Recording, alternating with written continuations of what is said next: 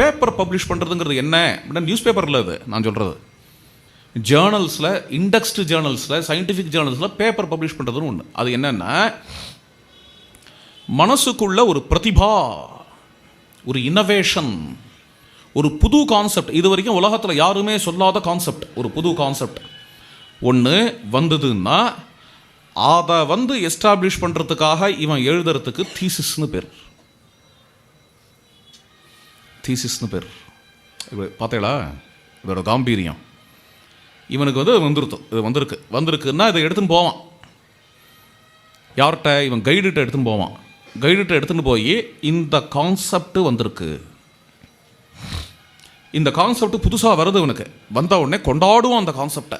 பெரிய கான்செப்ட் வந்திருக்கு, எனக்கு பெரிய கான்செப்டை கண்டுபிடிச்சிருக்கேன்னு கொண்டாடுவான். கொண்டாடி கைடுகிட்ட எடுத்துகிட்டு போய் பெரிய கான்செப்ட் எனக்கு வந்திருக்கு அப்படின்னு ஏதோ பெருசாக சொல்லுவான்.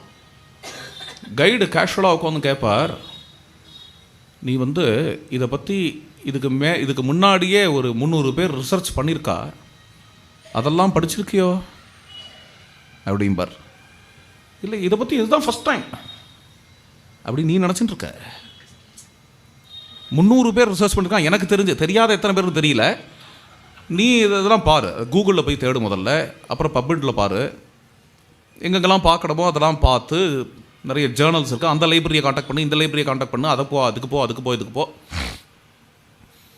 இதுக்கு தான் லிட்ரேச்சர் சர்ச் அப்படின்னு பேர். Literature search. இது ஒரு 7-8 மாதம் நடந்ததுனால் இந்த 300 புக்கையும் உட்காந்து படிக்கணும்.